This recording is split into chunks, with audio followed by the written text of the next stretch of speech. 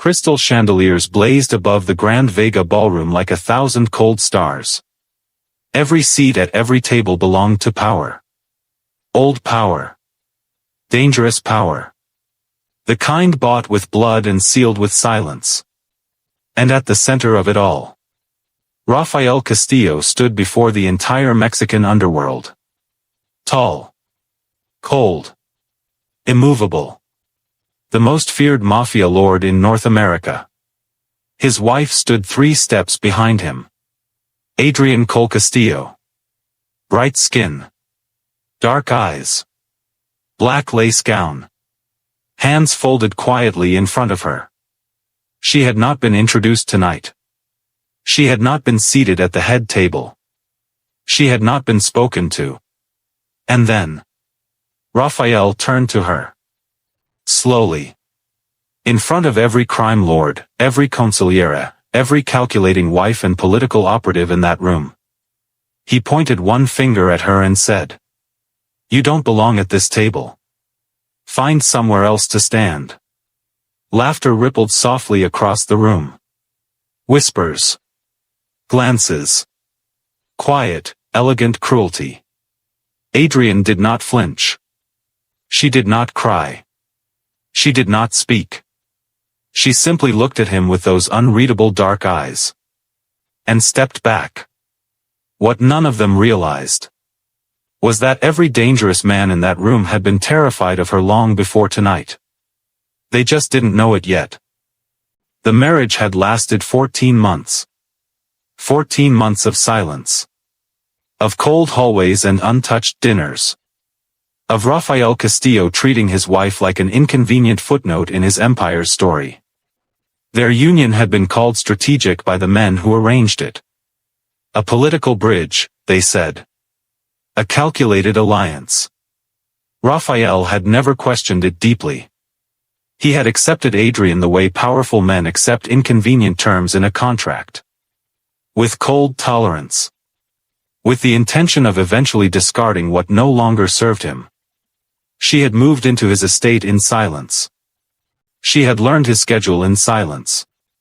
She had survived his dismissal in silence. The staff whispered about her. Some called her gentle. Others called her invisible. Rafael called her nothing at all. Tonight's gala was the annual Castillo Bloodline Summit. A gathering of the most powerful Mexican crime families on the continent. 36 men and women whose combined power could destabilize governments. Rafael had not told Adrienne what to wear. He had not told her where to stand. He had not told her who to speak to. She had arrived anyway. Elegant. Composed. Dressed in black lace that whispered danger without screaming it. She had found her own position near the south pillar, half in shadow, watching the room with those quiet, devastating eyes. That bothered him. He could not explain why. Something about the way she watched, not nervously, not hungrily, not like a woman desperate for approval but like someone who already knew something no one else had figured out yet. It unsettled him. So he had dismissed her publicly. The way a man dismisses something he cannot control. The way arrogance defends itself. Now, as the evening continued and champagne glasses clinked and deals were whispered between powerful mouths, Rafael allowed himself to scan the room. Adrienne had relocated to the far corner near the private bar. She was alone. Except Don Ernesto Villanueva, the most violent patriarch in the Monterrey syndicate, had drifted away from his security detail. He was standing 3 feet from Adrienne. Talking to her. No. Not talking. Listening. Don Ernesto Villanueva, who had not lowered his head for anyone in 32 years of criminal sovereignty, was leaning slightly forward. As if he did not want to miss a single word she said. Rafael's jaw tightened. He told himself it meant nothing. He was wrong. By 11 o'clock, the gala had shifted from performance to business. Private rooms. Closed doors. Conversations conducted in encrypted silence. Rafael moved between them with the effortless authority of a man who had inherited an empire and then doubled it through discipline and calculated brutality. He was in the middle of a territorial discussion with two Guadalajara lieutenants when his head of security, Marco, appeared at his shoulder. Don Castillo. Rafael did not look away from the table. Not now. Sir. Marco's voice dropped lower. It's about your wife. Now Rafael turned. Marco's expression was not one of crisis. It was something else. Something Rafael had rarely seen on the face of a man trained to show nothing. Discomfort. She's in the East Corridor with General Paredes. Rafael felt the air shift. General Hector Paredes. Retired. But retirement in their world meant nothing. Paredes still controlled 3 military intelligence networks across 2 countries. He was not a man who wandered into casual conversations. What are they discussing? I don't know, Marco said quietly. My team can't get close enough. Why not? Marco hesitated. Because Paredes stationed his own men in a perimeter around that hallway the moment your wife walked in. Silence. Rafael excused himself from the table without explanation. He moved through the ballroom with controlled calm. Past the string quartet. Past the champagne towers. Past the whispering wives of powerful men who watched him with coded attention. He reached the entrance to the East Corridor. 2 of Paredes' men stood at the arch. They did not step aside. They looked at Rafael Castillo, lord of the most powerful cartel network in North America, and offered polite, immovable resistance. The general is in a private discussion, Don Castillo. Rafael stared at them. That is my wife in that hallway. Yes, sir. We are aware. The implication was surgical. They were not protecting Paredes from interruption. They were protecting her. Rafael stood at the threshold for a long moment. Through the gap in the corridor, he caught only a fragment Adrienne's profile, calm as ever, a single hand resting on the marble pillar beside her. Paredes standing before her with his arms at his sides and his head tilted with unmistakable deference. Then Adrienne said something low and precise. Paredes nodded once. The kind of nod a general gives only to a superior. Rafael turned away before she could see him watching. His pulse moved differently now. Not faster. Not louder. Just, differently. Like a man who has just discovered that the room he thought he owned has a door he never knew existed. If stories like this already have you leaning forward, subscribe right now. Because what's coming next is going to hurt far more than you expect. The drive home from the gala was silent. Adrienne sat on her side of the car with her hands folded in her lap and her eyes fixed on the city moving past the window. The light smeared gold and white across the glass. She looked like a painting of something too beautiful to touch and too dangerous to ignore. Rafael sat on his side. He did not speak for 40 minutes. Then. What did Paredes want from you? Adrienne turned from the window. She looked at him with no visible emotion. He wanted to pay his respects, she said. Her voice was even. Low. The voice of a woman who never spent words unnecessarily. Paredes doesn't pay respects. He does to certain people. You are my wife. A civilian. Something moved at the corner of her mouth. Not a smile. Not quite. Something older than a smile and more controlled. Yes, she said simply. And turned back to the window. Rafael did not push further. That night, after Adrienne had retired to her wing of the estate, he made 3 phone calls. The first was to his intelligence director. Pull everything you have on Adrienne Cole. Before the marriage. Before the introduction. Go back to the original source. The second was to his consigliere, Tomas. What do you know about why my father really selected her? Tomas was quiet for too long. I know what I was told, Tomas finally said. Tell me what you were not told. Another pause. Heavier this time. Rafael. I think that conversation needs to happen in person. The third call was never answered. It was to the man who had originally brokered the marriage arrangement. 3 rings. Voicemail. Rafael hung up and sat in his study for a long time. The fire in the grate burned without warmth. He thought about the way Paredes' men had blocked that corridor. He thought about Ernesto Villanueva leaning forward to catch her words. He thought about his own father, who had been many things: brutal, strategic, cold but never careless. His father had never done anything without absolute reason. He had chosen Adrienne Cole specifically. Not strategically in the general sense. Specifically. Like a man placing a crucial piece on a board that other people hadn't realized was already in play. Rafael pulled a folder from his bottom drawer. Her original file from 14 months ago. He had barely read it then. She was a formality. A name on a contract. He read it now. Slowly. By the 3rd page, his hand had stopped moving. By the 5th page, the folder was closed. He sat back in his chair and stared at the ceiling. One line from page 4 repeated in his mind like a tolling bell. Maternal bloodline, Romano. Last verified heir. Romano. His hand tightened on the armrest. Because every man in that ballroom tonight would have recognized that name. And not one of them would have dared humiliate someone who carried it. The Romano name was not spoken in polite Mafia company. It was not written in public documents. It did not appear on the board of any known organization. But in the underground world, in the rooms where wars were avoided through debt and memory, the Romano bloodline was something closer to mythology than reality. 70 years ago, a man named Silvio Romano had done what no crime lord before him had managed.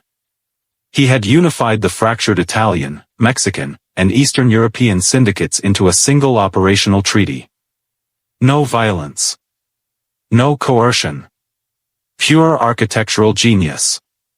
The Castillo family owed its continental expansion to that treaty. Every major syndicate operating today drew legal and territorial protection from structures Silvio Romano had built with his bare hands and ruthless intelligence. And when Silvio died with no male heir, the bloodline had dissolved into silence. Or so everyone believed. Rafael sat across from Tomas the following morning in a sealed back room with no phones present. Tomas was 63 years old and had served 3 generations of Castillo men. He looked, for the first time in Rafael's memory, profoundly uncomfortable. She is the granddaughter, Tomas said quietly. Silvio's daughter married an American. A man named Cole. She left the life entirely. Went silent. Raised Adrienne entirely outside of everything. Why wasn't I told this? Your father felt it was safer if you didn't know. Safer for whom? Tomas folded his hands on the table. For everyone, Rafael. Including you. A man who knows he married the Romano heir treats her like currency. He uses her for leverage. He makes enemies of every family that also wanted that alliance. Your father wanted you to simply. He paused. Be married to her.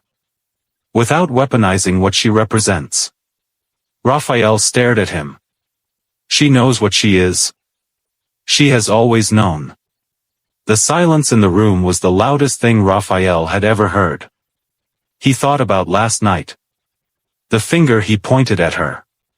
The laughter from 36 of the most powerful criminals in North America. Her hands folded quietly in front of her.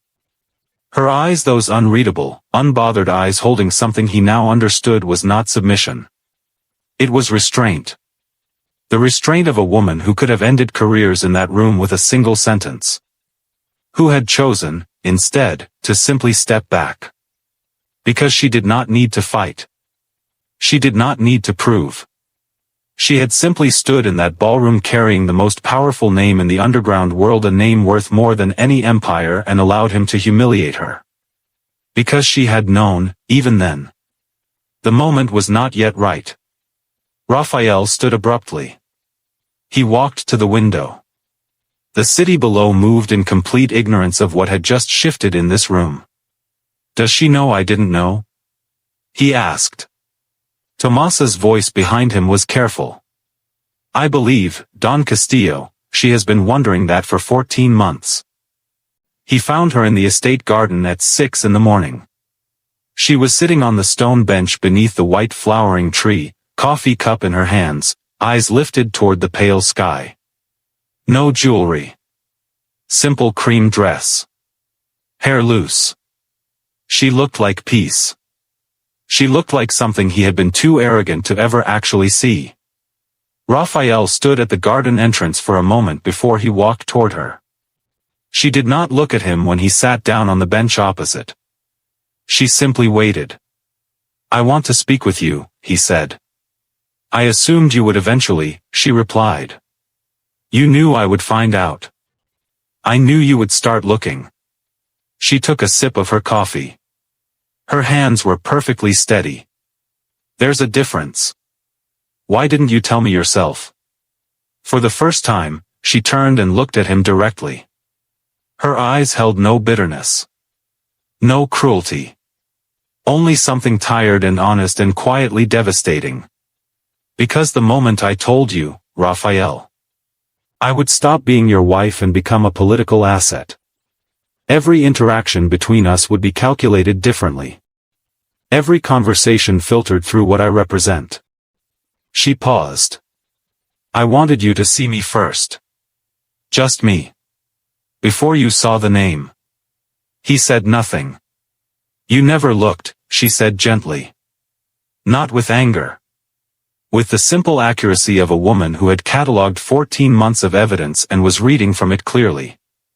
Rafael felt the words land somewhere deep. Not in his ego. Somewhere less protected than that. "Last night," he began. "I don't need an apology. I wasn't offering one yet." She looked at him with faint surprise. "Then what were you offering?" He was quiet for a moment. "An acknowledgement," he said finally. "That I was wrong about what I thought I understood." Adrienne studied him the way she had studied that ballroom the night before. Like she was looking for the structural truth beneath the surface. "That's a start," she said. She returned her gaze to the sky. The garden was silent except for the birds and the distant sound of the estate waking up around them. Rafael sat in that silence and felt it differently than he had ever felt silence before. Because this silence was not empty. It was full. Full of 14 months he had wasted. Full of a woman he had dismissed without ever once asking the correct question. Full of a name that protected his entire empire quietly in the background while he pointed his finger at her in a room full of people who knew better. He had humiliated her. In front of the only people in the world who understood exactly what that meant. And she had let him. Because she was waiting. What for? He didn't know yet. But the fear of that answer, the fear of what a woman with that much restraint and that much power had been quietly waiting for, settled into Rafael Castillo's chest like cold iron. If you still believe she's the one without power in this story, you are about to realize exactly how wrong that is. 3 days after the gala, the first letter arrived. It was hand-delivered to the estate's east gate at dawn. Black envelope.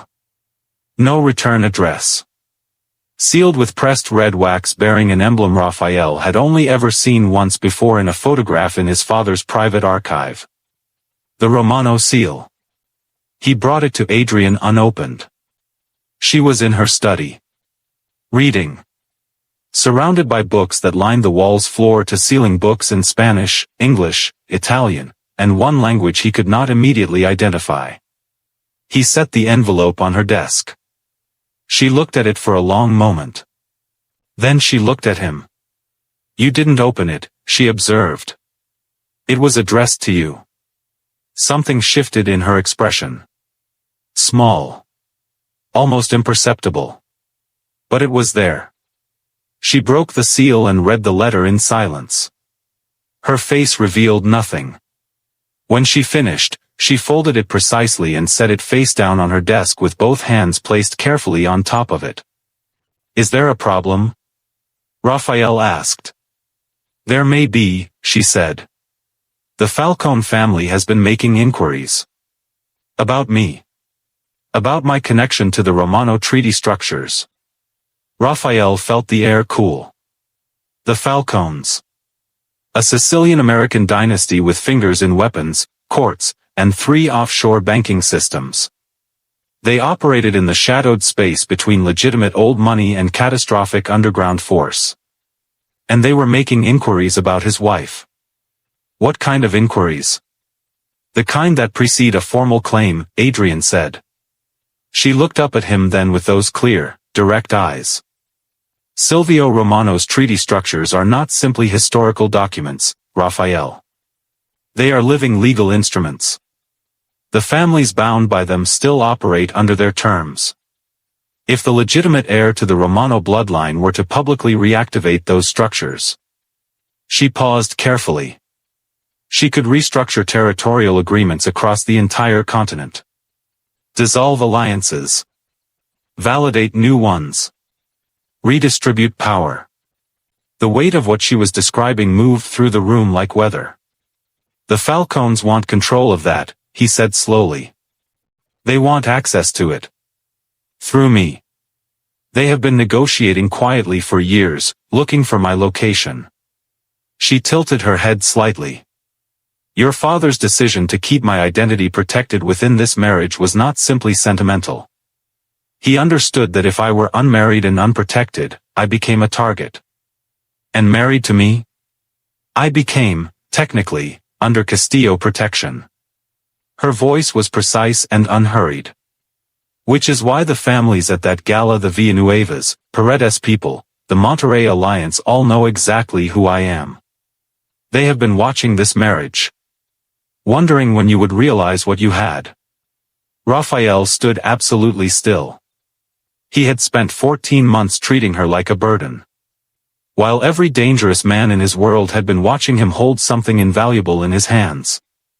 And crush it slowly without understanding what it was. The emergency summit was called within 48 hours. Not by Rafael. By Adrienne. The invitations went through her personal channel, a network Rafael had not known existed inside his own estate.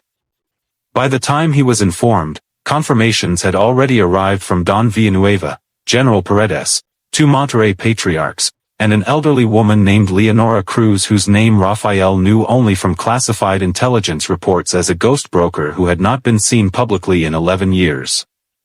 They were all coming. For Adrienne. Rafael attended the summit as the host of his own estate, in his own private conference hall, and sat at a table where every person present directed their attention, not to him, but to his wife. Adrienne sat at the head of the table. She wore no jewelry except a single necklace, a thin gold chain with an old coin pendant that Rafael now recognized as a Romano bloodline marker.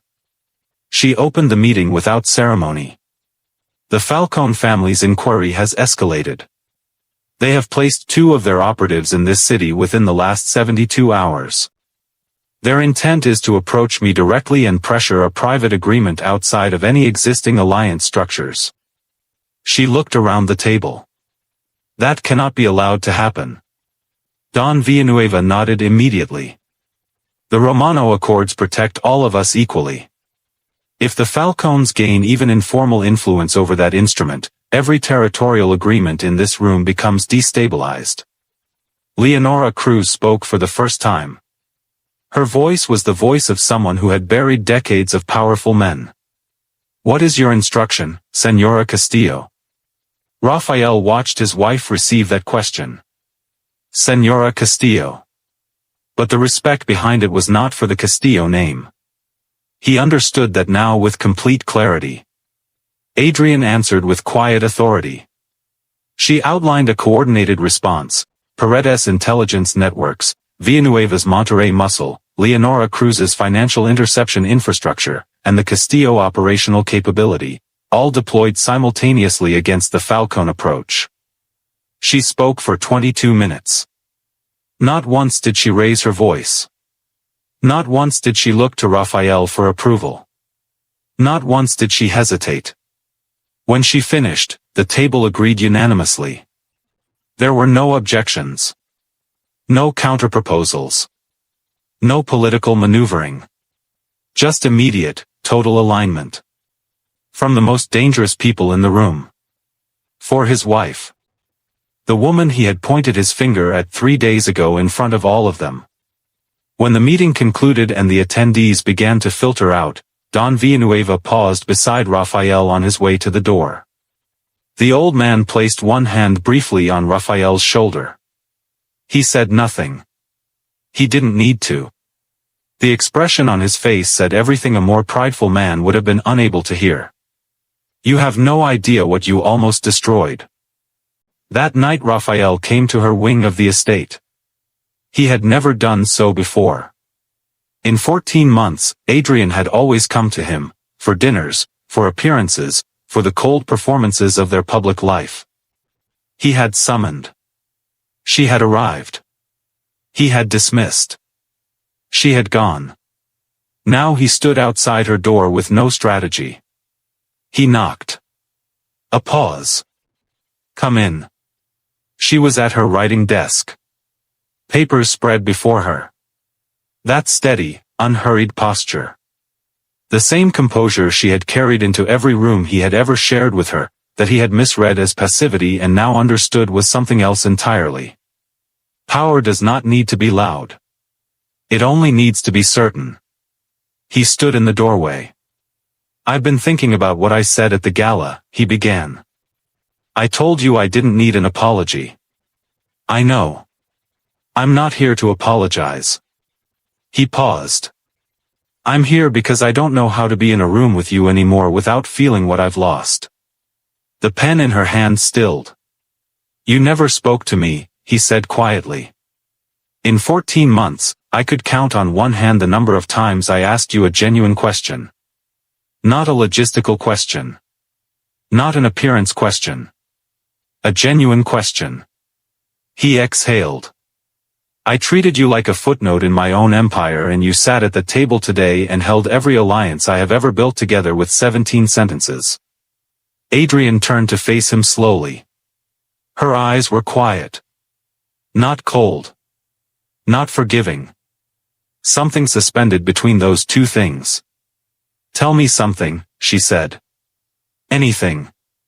If you had known, from the very beginning, if your father had told you everything, who I was, what I carried, what the Romano name meant to every person in your world, would you have seen me differently? He started to answer. She raised one hand slightly. Think before you answer, Rafael. Because this is the most important question you have ever been asked. He thought. He thought about himself honestly for perhaps the first time. About the man he was. About the metrics by which he had always measured worth. Status. Power. Visibility. Utility. And he recognized the ugly truth before he could stop himself from seeing it. I would have respected the name, he said slowly. Not the woman.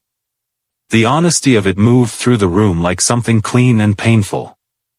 Adrienne held his gaze. Yes, she said softly. That is the problem. She turned back to her desk. Not harshly. But with the finality of a woman who had been waiting 14 months for precisely that moment of recognition. And felt nothing like relief. Because recognition, she knew well, was not the same as change. The Falcon situation resolved in 4 days. Clean. Quiet. Surgical. No violence.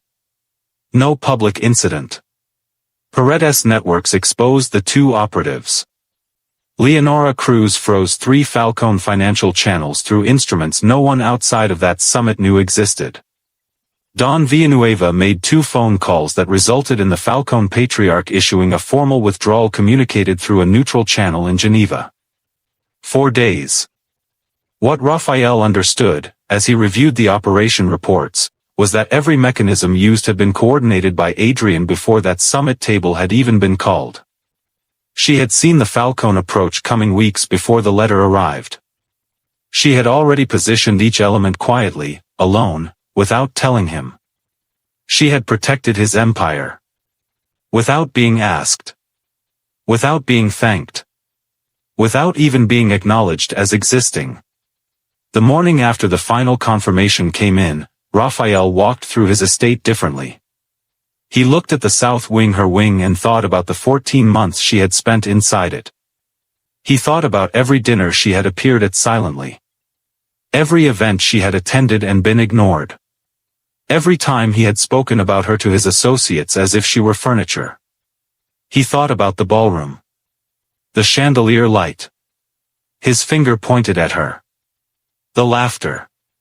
Her hands folded in front of her. Her stepping back without a word. He had called it submission. He understood now it was dignity. There is a kind of strength that does not fight because it doesn't need to. There is a kind of power that does not announce itself because it has nothing left to prove. That was Adrienne. That had always been Adrienne. And he had spent 14 months stepping on something irreplaceable because he had never bothered to look at what was beneath his feet. He found her in the estate library in the late afternoon. She had a bag beside her chair. The kind of bag that was not decorative. Packed. Rafael stopped in the doorway. "Where are you going?" he asked. She looked up from her book. Calm as ever. "I have a meeting in Washington tomorrow," she said. "Treaty documentation. It will take a few days." "Alone?" "Leonora Cruz will be there." A pause. "And General Paredes' liaison." She returned to her book. Rafael did not move from the doorway. "And when you come back?" he asked. She did not answer immediately. She read for a moment longer. Then she looked up at him. And in her eyes, beneath the composure and the quiet and the restraint, he saw it. Something closing. Not slammed. Not broken. Not dramatic. Just, slowly, quietly, steadily. Closing. The way a door closes when the person walking through it has finally decided they are not coming back the same way. She returned from Washington in 6 days. Not 3. 6. No explanation. No update. No communication beyond a single message to his head of security confirming her safety. Not to him. To his security team. Rafael waited in his study on the evening of the 6th day. He heard the car. He heard the estate doors. He heard her footsteps in the corridor, that distinctive measured pace he had spent 14 months not paying attention to, moving toward the east staircase. Moving toward her wing. Not toward his. He went into the corridor. Adrienne. She stopped. Turned. Travel coat. Hair pulled back. Something in her expression that had not been there before. Something like resolution. Like a woman who had spent 6 days in rooms full of powerful people being treated with extraordinary reverence and had returned home to a man who had once pointed his finger at her in public, and was now measuring the distance between those two realities. How was Washington? He asked. Productive. What was decided? Several things. She paused.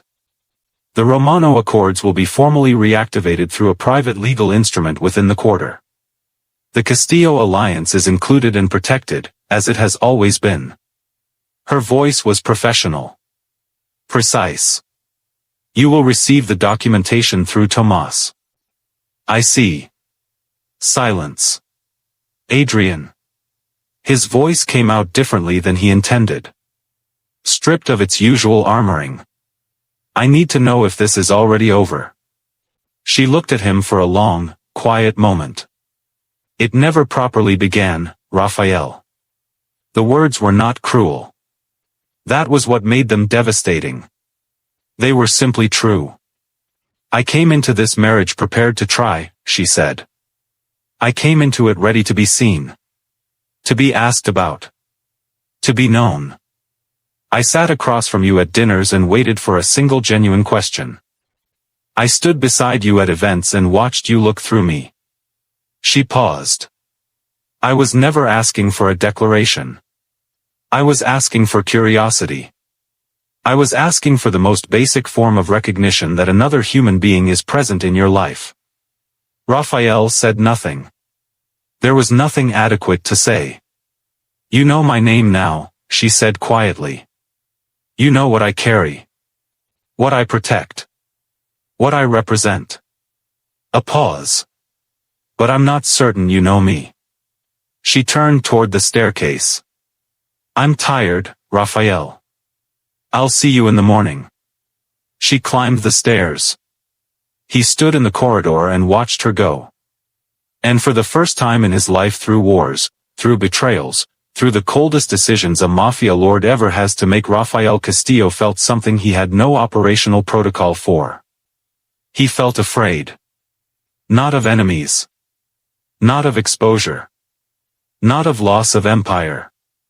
But of the terrifying possibility that the most quietly powerful, most irreplaceable, most extraordinary person he had ever shared a life with was already making peace with leaving it. And he had no idea how to stop her. Because men like him were trained for everything. Except this. The estate was silent that night. No meetings. No operations. No strategy. Just Rafael Castillo sitting in his study alone, surrounded by the empire he had spent his life protecting. And understanding, for the first time, that he had never protected what mattered most. She was still here. But barely. In the way that something stays when it is deciding. When it is giving one final, unannounced opportunity to someone who doesn't yet understand that the window is open and that it closes without warning. Every powerful man in the underground world had bowed to Adrienne Cole-Castillo while Rafael treated her like an afterthought. They had seen her clearly. He had been the only blind man in a room full of people who knew exactly what he held. The Romano bloodline. Not a name. Not a political instrument. Not an asset. A woman.